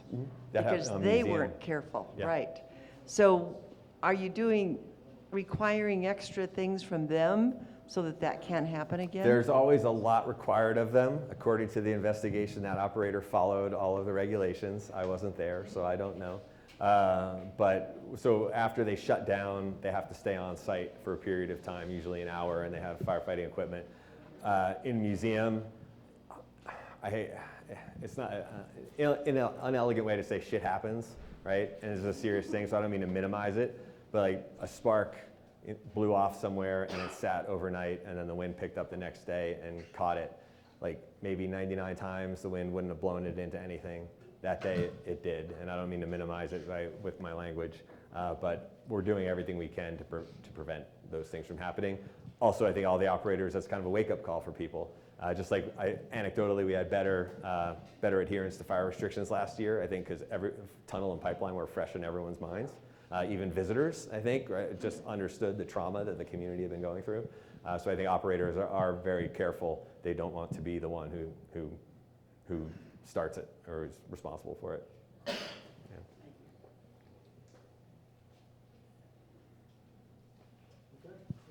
One more, and then with Jay. Do you guys have any plans, because we end up having a lot of homeless camping in the forest, and is there a program or something that could help manage them during the stage 2 so that they're able to cook their meals and eat and be treated or fed or dealt in a compassionate way and still protect our forests from fires? Yes, and so can I click back really quick? I promise I'll go fast.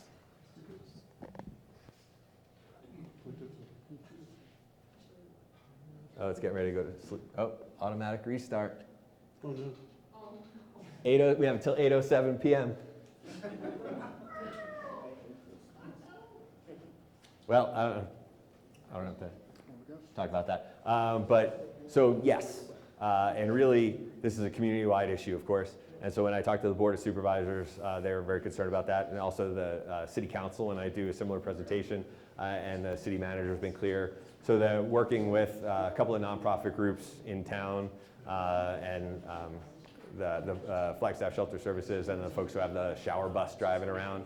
And so one thing here is where we did. So folks used to, essentially, it's illegal to live on the National Forest. It's legal to stay more than 14 days.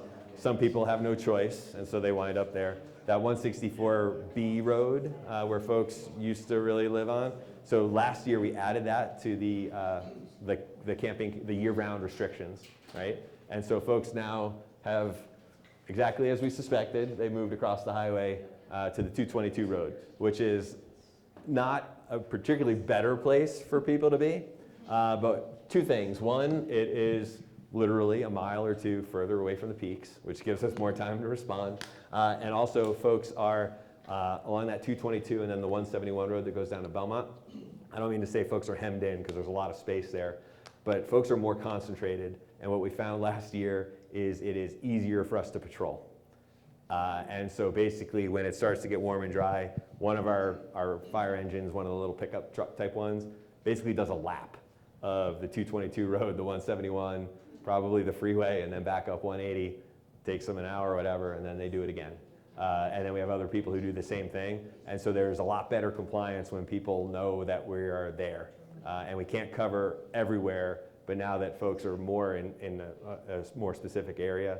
And then again, that's another reason all the work that we're doing, if a fire did start that way, because we can't, like I could say, hey, free camping in the cinders forever. I'm an East Sider, so I can say that. Nobody's gonna go there, right? It's terrible in the cinders in the summer, and people are trying to, like a lot of people are trying to commute downtown for work.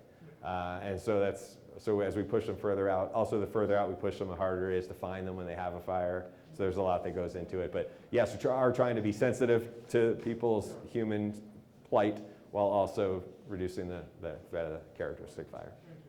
Thank you. Thanks, Jay.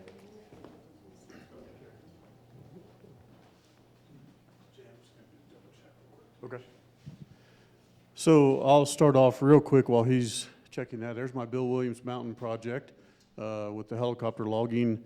One thing we didn't discuss or gets brought up a lot of times is why are county flood control district dollars being spent on federal land? And part of this goes back to two things. One, the studies that Joe Loveridge does to show us where the flood risks are. And the second one is we do studies for the economic impact of wildfire and post-wildfire flooding, which is what we did for Bill Williams Mountain, and saw that not only do we have a fire and flood risk, we also have a huge economic impact to the region if it does burn and get the subsequent post-wildfire flooding. So we were able to say this justifies that. Well, we did the same thing in the Upper Rio and through the Economic Policy Institute at NAU, and came up with in that scenario 4 where the whole mountain burns, that you could get anywhere from $535 million of economic impact to $2.8 billion worth of economic impact for our region. And so when we talk about spending $8, $10, $15, $20 million, it's really not that much compared to what the economic impact could be.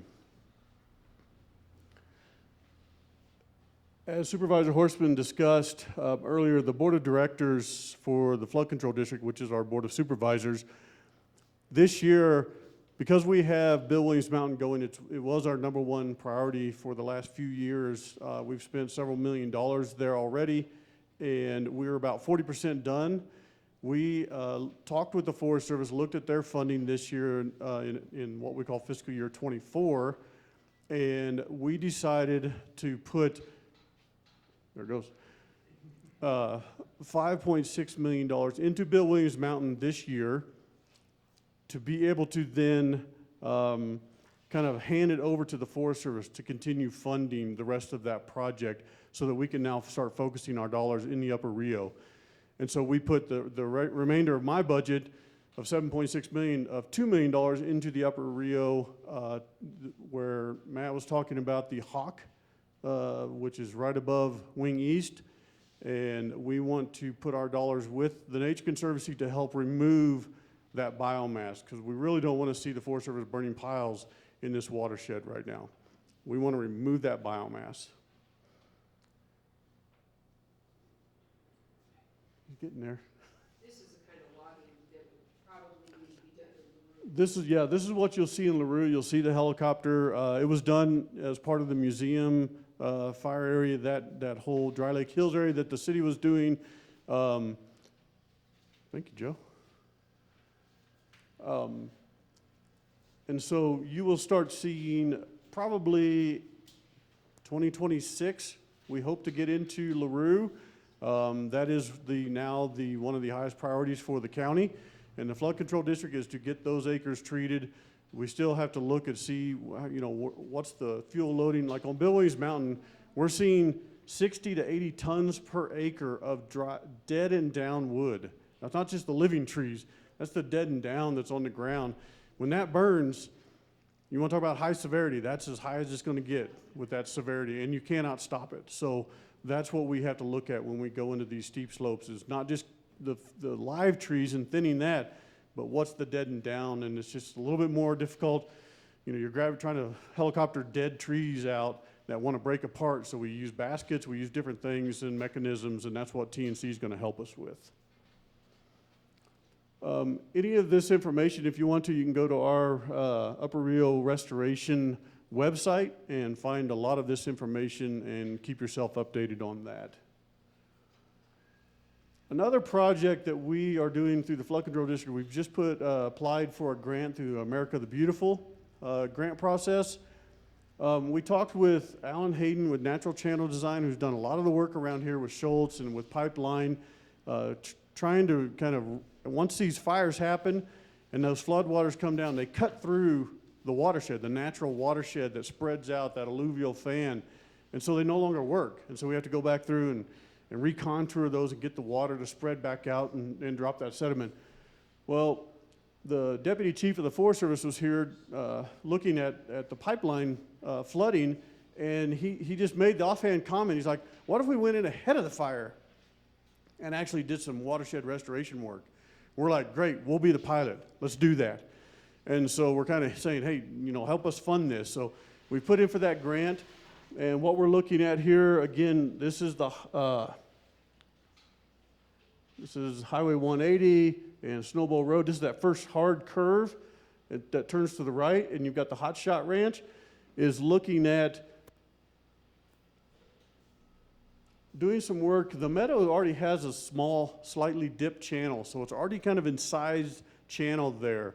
So any extra water doesn't spread out. It goes in that channel. We want to recontour that, get that channel out, get it back to a flat meadow, and then we want to look at doing some work in some of the channels leading into it where we can do some, using natural materials there, local materials, rocks, is build some weirs in there that would slow that water down and not let it cut the channel. And this is to do a couple different things. When we treat this area, as was mentioned before, you're going to see a little bit of an increase in flow for a few years. We know that just scientific fact is that when we remove those trees, we actually help the water table increase, and so you get a little bit of extra flow. But we also know we want to come back through and maybe do some prescribed fire. Well, again, that's going to increase the flow. We want those watersheds and those drainages to be able to handle that extra flow and not cut down and bring sediment down into the meadow. So this is a very important work that we hope to do as a pilot to be able to show in more of our areas, but also across the West, of what's some good things to do as we're looking to prepare ourselves for a more natural density forest and a forest that gets prescribed fire put back on the landscape. And now I get to see, I was nice and short for you guys today.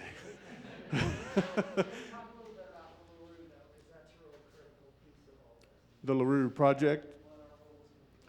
Yeah, so our role in LaRue project is, again, relying on the board to allow me to keep the funding because LaRue project is going to be anywhere from $16 to $20 million to complete that because of the helicopter logging. And so, the Forest Service, they're not going to have that funding available. They're going to be looking to us to do a lot of funding in that. And so the board they can't give me funding for out years. What they can do is look at our plan, our 5 and 10 year plans and budgets, and say, yes, we agree with those plans and we want to prioritize this work. And so in that, they're giving me $5 to $6 million over the next 5 years to be able to invest in this Upper Rio project, and especially in the LaRue project, which is really that critical steep slope. I mean, if we want to think about LaRue, if you looked out this window at those first hilly areas that start to go up the mountain leading into the wilderness, because if that fire starts down here, it's going to run right into the wilderness, and we want to keep fire out of the wilderness. And then one of the other things I've been doing is working with the Fort Valley Experiment Forest, because that's another area, if you look on a map, real high density, not a whole lot's been done, and we're talking with them about how can we get some areas thinned in that. I know a lot of that's been talked about for some of you that live right up against it on the west side of Highway 180, and that is some of the priority areas to get thinned when they get NEPA done on that. So we're talking still a couple years away, but we're pushing them pretty hard too.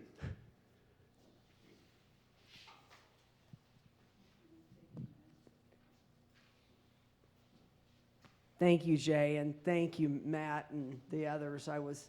Last week, Supervisor Horstman and I were at a Western Counties conference, and I spoke on a panel, and I was on a panel with Southern California Edison, who provides electricity service in Southern California, obviously. And it's amazing. The Western utilities have really gotten the religion, and there's, billions of dollars of investment going in. We're fortunate here that the level of risk we have is much lower. Geographically, just the amount of risk is so much greater in California and a lot of the other Western states, but it's pretty amazing what's happening. And so to that end, there's a lot going on in this wildfire front. Some of you may or may not know, I represented counties on the Federal Wildland Fire Commission this last couple of years, as did, I think Neil Chapman with the City of Flagstaff Fire Department. And we submitted 148 recommendations to Congress. It was a congressionally directed commission to really look at all phases of wildfire, mitigation, suppression, post-wildfire.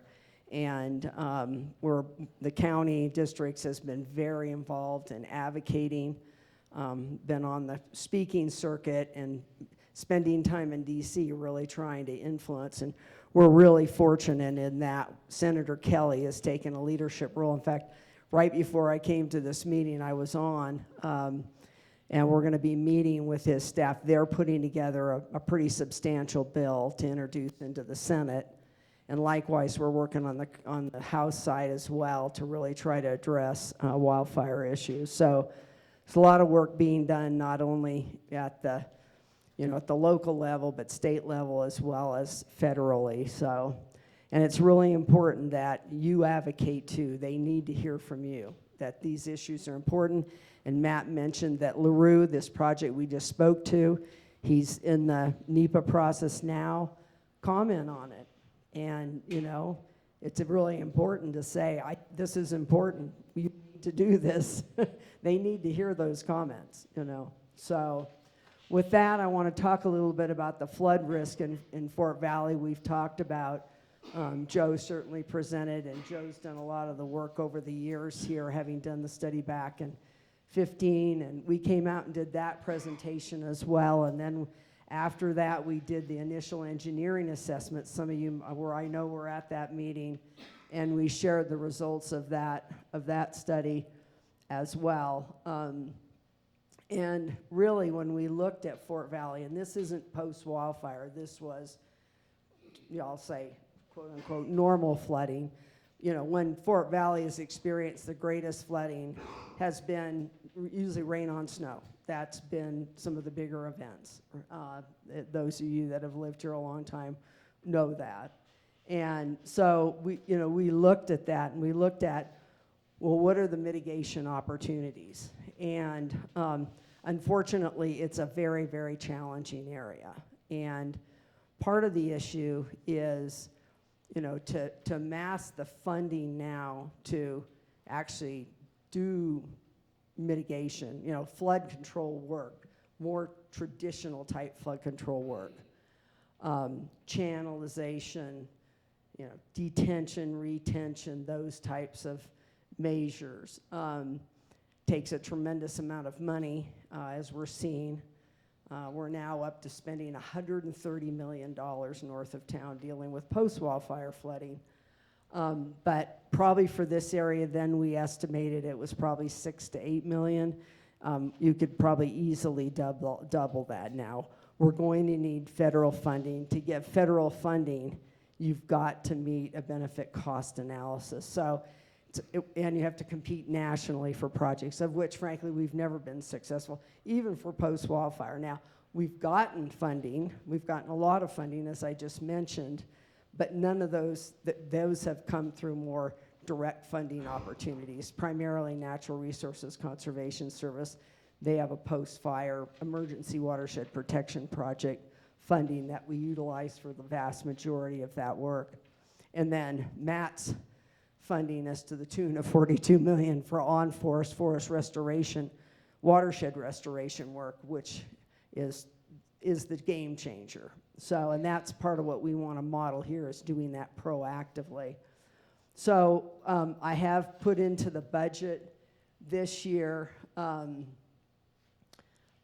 small amount of money, not a large amount of money, but some money, because we're still in the throes of trying to deal with everything on the north side, of really trying to start looking again at those IEAs and reevaluating what might be some options in terms of longer-term mitigation within the Fort Valley area.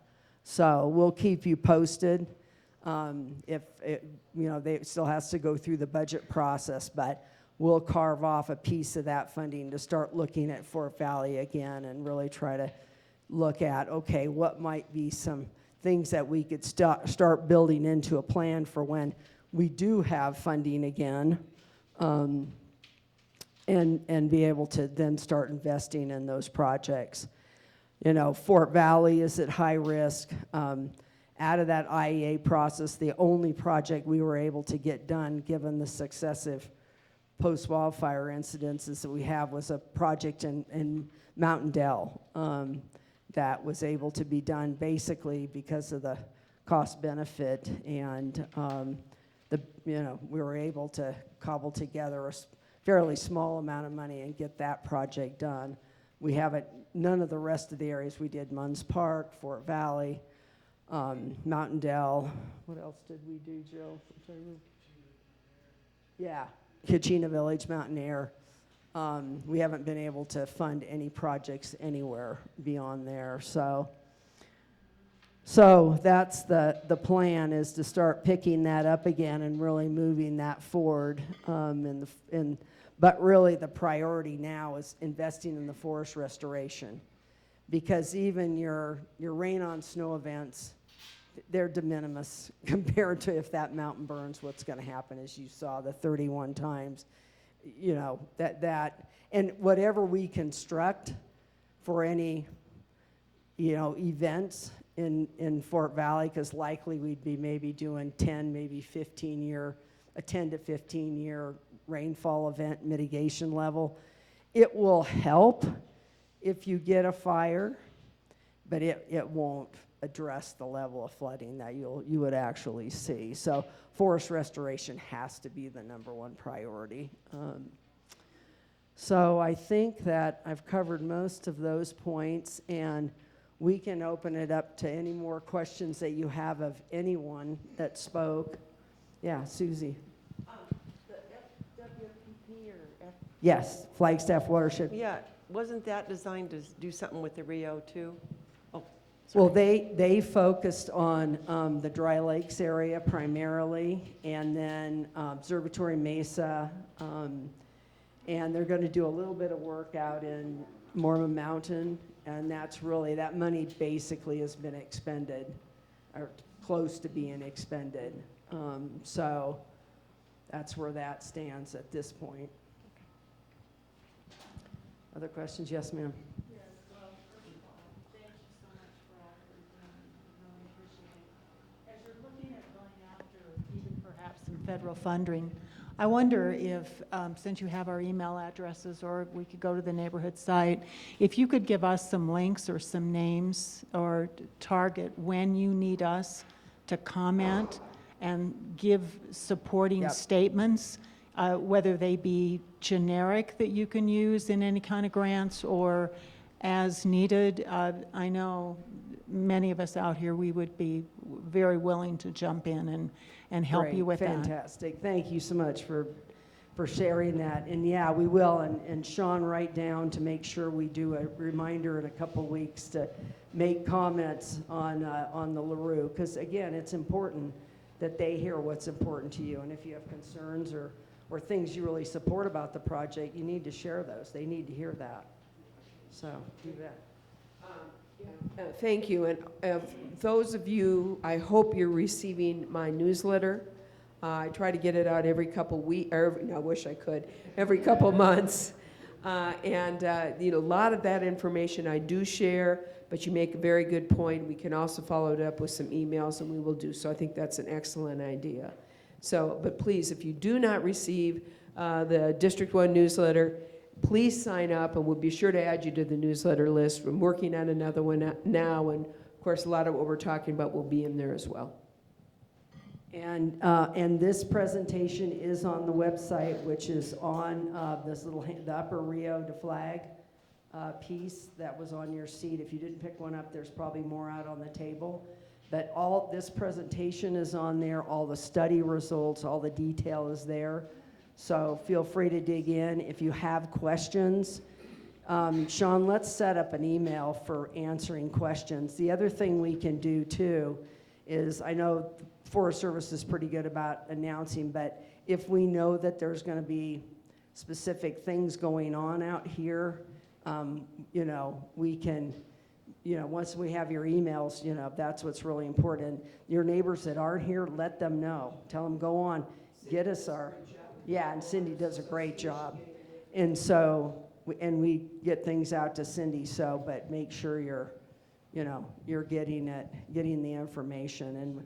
And as the legislation moves forward, we'll let you know, because senators need to hear from you, and congressional members need to hear from you. And that's really important. And from the logging side, I used to do logging before I came to the county. I would just be aware, when we start doing Wing East and we start doing Hawk, you will see 15 to 20 log trucks per day coming up and down the highway. So give them their space. You know, we're talking to them over and over again about being safe as well, but you know, they're 80,000, 90,000 pounds of truck and logs, and we need everybody to stay safe. So just be mindful of that. Yeah, and there'll be an impact, but you know, the consequences of not doing this work is far worse, and I know most of you understand that. Yeah. Any other questions? And one more question, any other questions? Otherwise, I have to give a plug, sorry. There will be on the ballot a request for the Coconino County to exceed our expenditure limit.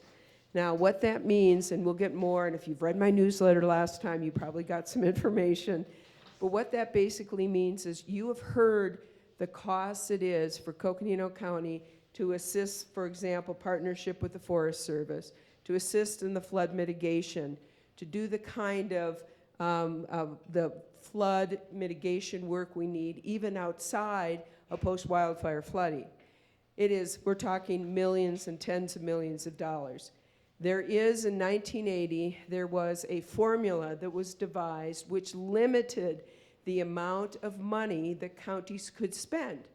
Now, it's not the amount of money that counties had in their bank account, it was the amount of money the counties were able to spend on services and goods and programs. That 1980 formula does not take into consideration modern county government, and it does not take into consideration the types of emergency response and, quite frankly, the changing world we live in that we must adapt to and we must prepare for. So you're going to hear more about this, but I'm going to ask you to take a look at this. We, Coconino County, are not asking for a new tax. We are not having any additional taxing authority. This is to allow us to respond and spend the money that we have, that we've obtained from a number of sources and partnerships in the federal government, and the monies that we have obtained through taxing, to be able to spend to provide goods and services, the types of programs, the types of forest mitigation, types of flood mitigation projects that need to be done. So please take a look at that. I can do this because I'm an elected official.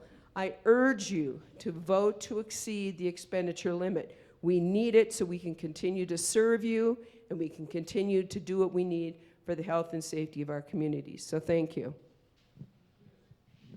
One thing I failed to mention, I apologize, was that importantly with the information that Joe's generated, I have also set aside in the 25 budget to develop a pre-flood response plan for Fort Valley. It'll actually be for Fort Valley down to the city limits. So that we're going to look at those maps and identify and have a plan. If the mountain burns, then what do we have to actually mobilize? Then we'll know, what properties need sandbags. There are priorities. There'll be the priority areas based on the flood. It'll all be based on the science. This isn't who we like or don't like. It's all about the science and being able to identify what do we need, how many sandbags, where are we going to need them, where are we going to stage them, how many barriers, concrete barriers. Barriers get placed based on velocity and depth, not just, so we're going to be putting that, working with emergency management department at the county to put that plan together so that we know what we need to do if it happens so we can mobilize really quickly. So thank you so much for being here this evening. Really appreciate everybody's time. And again, thank you, Rob, for allowing us to be here tonight. Really appreciate it.